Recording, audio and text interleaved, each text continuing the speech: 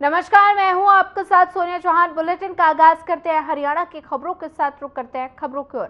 खबर सिरसा से है, जहां मुख्यमंत्री ने बुधवार को सिरसा के ऐतिहासिक गुरुद्वारा श्री चिल्ला साहिब में माथा टेककर प्रदेश वासियों के सुख समृद्धि की कामना की। और इस मौके पर मुख्यमंत्री नायब सिंह सैनी ने कहा कि गुरुद्वारा श्री चिल्ला साहिब सिरसा की बड़ी ऐतिहासिक महत्वता है और साथ ही इस भूमि पर गुरु नानक देव जी के पवित्र चरण पड़े थे। और इसके साथ ही सीएम सैनी ने कहा कि इस पावन भूमि से संतों ने अपनी शिक्षाओं के माध्यम से पूरे जगत का मार्गदर्शन करने का काम किया है। इस अवसर पर उन्होंने गुरुद्वारा चिल्ला साहिब की प्रबंधन कमेटी के सदस्यों को 77 कनाल 7 मरला भूमि की रजिस्ट्री भी सौंपी और साथ ही प्रबंधक कमेटी के सदस्यों ने मुख्यमंत्री नायब सिंह सैनी को स्मृति चिन्ह और सरूपा भेंट कर सम्मानित किया।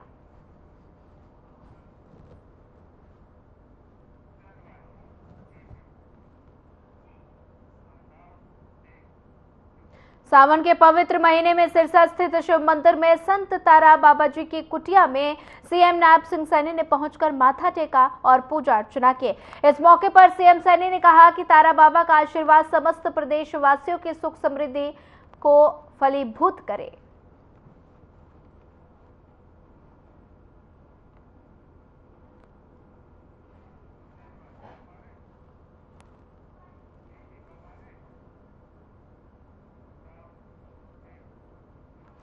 हरियाणा बीजेपी के अध्यक्ष मोहनलाल बडोली अध्यक्ष बनने के बाद पहली बार यमुनानगर पहुंचे, जहां जगाधरी के निजी पैलेस में उन्होंने कार्यकर्ताओं और पदाधिकारियों के साथ संवाद किया। इस दौरान पत्रकारों से बातचीत करते हुए मोहनलाल बडोली के तीखे तेवर भी नजर आए। उन्होंने अरविंद केजरीवाल को घेरते हुए कहा कि वो कमिश्नर मोड में सरकार चलाते हैं और साथ ही हम मिशन मोड में प्रदेश के विकास को लेकर आगे जाते हैं और अरविंद केजरीवाल की कुर्सी से इतना प्यार है कि वो जेल में रहते हुए भी कुर्सी नहीं छोड़ रहे। और इसके साथ ही बीजेपी प्रदेश अध्यक्ष ने पूर्व मुख्यमंत्री भूपेंद्र हुड्डा और उसके परिवार पर भी तीखा प्रहार किया।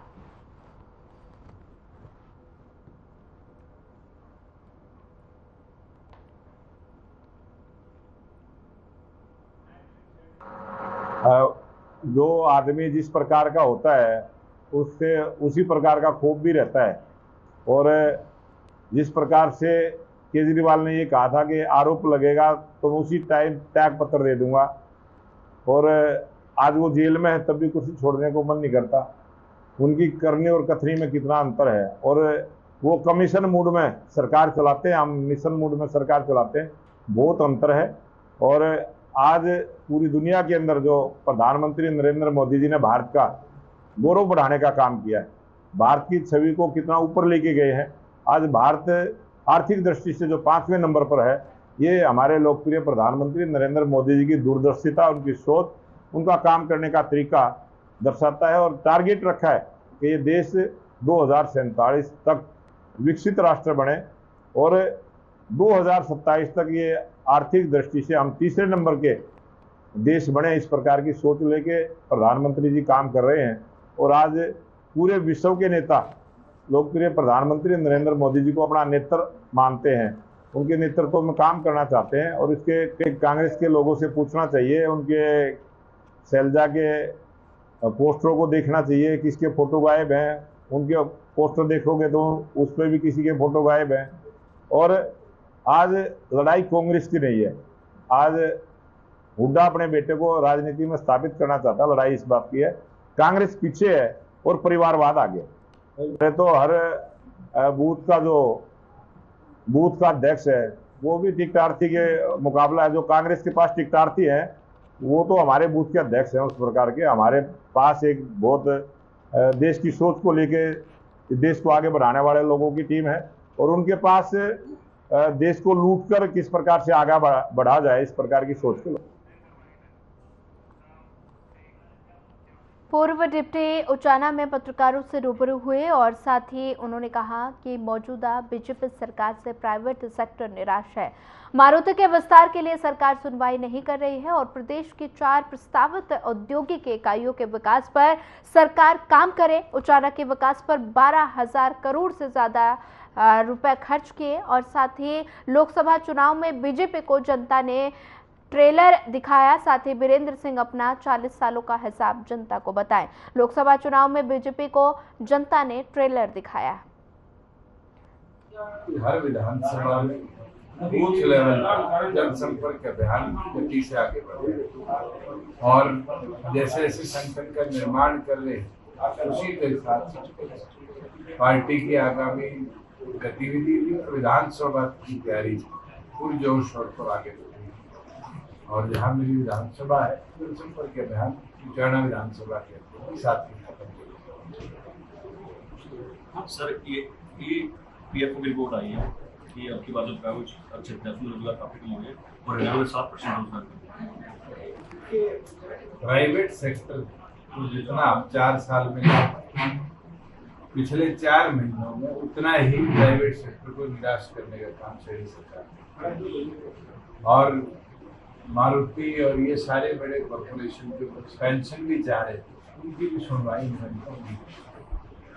मैं तो ये मांग ही कर सकता हूँ कि जो हमारे ई भूमि के ऊपर खटकड़ उचाना में 2 इंडस्ट्रियल जोन, सफीदो हल्के में केएमपी और मुंबई एक्सप्रेसवे के ऊपर 152 और मुंबई एक्सप्रेसवे के ऊपर इंडस्ट्रियल जोन, अम्बाड़ा के अंदर इंडस्ट्रियल जोन, सरकार इन एक्विजिशन को गति दे, जमीन लेकर इंडस्ट्रियल हब बढ़ाएगी और इंडस्ट्री भी आ सके और हमारे यहाँ रोजगार के अवसर। सर इंडिया गठबंधन एक साथ आके केजरीवाल का समर्थन कर रहा है और बोल रहा है कि भाजपा जो विपक्षी आवाज दबाने का काम करे, जिसके बारे में देखो, जहाँ एक कोर्ट से हाई कोर्ट लोअर कोर्ट से बेल मिलने के बाद और हाई कोर्ट ने उस पर प्रतिबंध लगाया, ये शायद संविधान कानून उसके ऊपर का निर्णय है। ये साफ दिखता है कि कहीं ना कहीं मशीनरी का मिसयूज किया। सर वीरेंद्र सिंह ने आपके ऊपर एक बड़ा आरोप लगाया है। उन्होंने कहा है कि दुष्यंत चौटाला ने कितने हजार करोड़ 4.5 साल में कमाए। मैं तो एक चीज कह सकता हूँ, ईमानदारी से 1200 करोड़ से ज्यादा उचाना के विकास के लिए लगाए हैं। वीरेंद्र सिंह जी बता दें उनके 40 साल के जीवन में उनने कितने लगाए।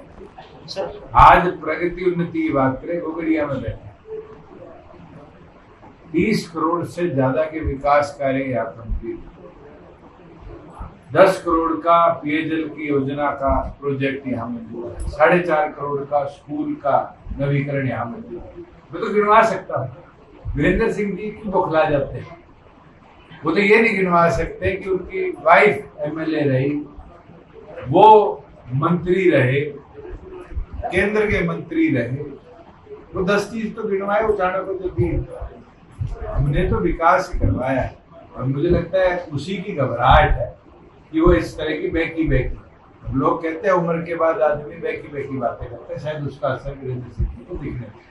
सर ये जो बसपा गठबंधन हुआ है उसको किस तरह? मैं तो आपके माध्यम से चर्चा सुनता, ग्राउंड लेवल पर तो कोई चर्चा है और ये भी चर्चा है, आप जैसे पत्रकार साथियों ने कहा था कि ये बीजेपी का कराया हुआ। सर वीरेंद्र सिंह कहते हैं कि जो चुनाव है विधानसभा का उसमें मुकाबला कांग्रेस और बीजेपी के बीच जो क्षेत्र है, ये चीज तो वीरेंद्र सिंह जी का रिकॉर्ड है। पिछली विधानसभा में भी यही कहते थे जब वो बीजेपी में थे और कांग्रेस से मुकाबला कहते थे। आज वो कांग्रेस में बीजेपी से मुकाबला कहते। कोई राष्ट्रीय दल क्षेत्रीय दलों से मुकाबले की बात नहीं करता, मगर जब क्षेत्रीय दल आते हैं तो ये राष्ट्रीय दलों को जवाब भी देते हैं, जीतते हैं। जैसे जैसे शिवरात्रि नजदीक आ रही है वैसे वैसे सड़कों पर कांवड़ियों की भीड़ बढ़ती जा रही है। भोले के भक्त जयकारे लगाते हुए अपने गंतव्य की तरफ जा रहे हैं, तो वहीं कांवड़ियों के लिए शिविर भी लगाए जा रहे हैं जिसमें हर सुविधा उपलब्ध कराई गई।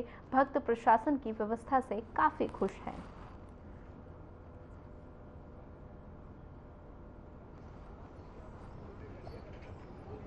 एससी गोयल, कैशियर, श्री शिव सेवा कावड़ संघ अनाज मंडी की तरफ से बोल रहा हूँ। पूछिए आप क्या पूछना चाहते हैं।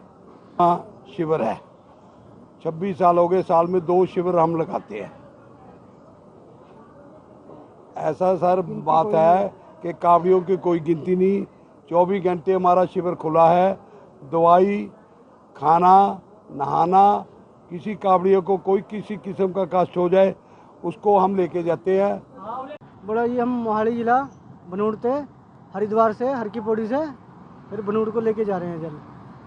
अब की मौसम मतलब ज़्यादा गर्मी है, आपकी धूप ज़्यादा है, पहले पिछले साल जैसा मौसम नहीं है, इसलिए बहुत दिन में नहीं रात को ज़्यादा सफ़र निकालना है। रास्ते में व्यवस्था कैसी मिली? रास्ते में व्यवस्था में बढ़िया है। अब यहाँ कावड़ शिविर में रुके हो, कैसी व्यवस्था यहाँ की देखते हो आप? कावड़ में तो सब बहुत बढ़िया व्यवस्था है यहाँ पे सब पे। पुलिस प्रशासन की तरफ से कोई कैसी व्यवस्था रास्ते में? बहुत बढ़िया व्यवस्था है, कोई दिक्कत नहीं है पुलिस प्रशासन की तरफ। कितने साल हो गए यात्रा करते हुए?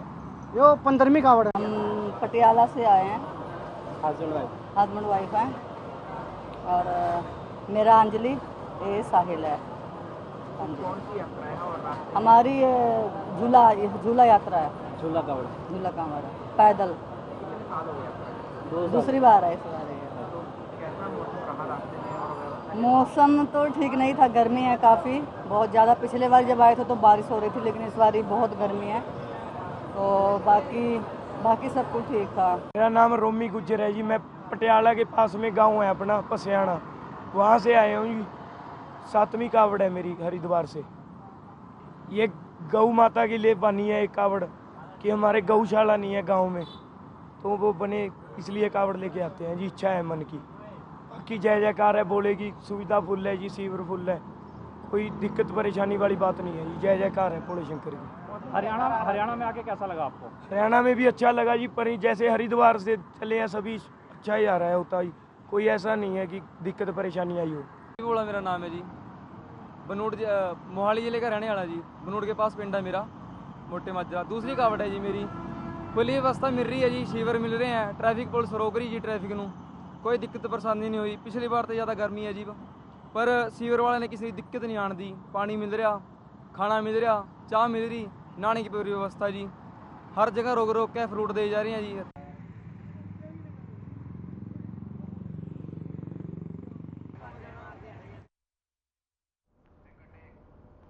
हरियाणा का पलवल भी सावन के महीने में कावड़ियों के जय भोले की गूंज के साथ भगवा रंग में रंगा दिखाई दे रहा है। कावड़ियों के समूह हरिद्वार से पदयात्रा 2 अगस्त को जल अभिषेक की तैयारी को लेकर जोर से भरे भोले के रंग में रंगा दिखाई दे रहे हैं। और साथ ही यही नहीं, आरती के समय पर आसपास से निकलने वाले लोग भी रुक कर भोले का गुणगान करना शुरू कर देते हैं। 2 अगस्त को भगवान भोले शंकर के मंदिरों में जोरदार तैयारी जल अभिषेक को लेकर की गई है। कांवड़ियों ने बताया कि उन्हें रास्ते में किसी भी प्रकार की कोई परेशानी नहीं हुई। जगह जगह बेहतर प्रबंधन प्रशासन और सरकार द्वारा किए गए हैं।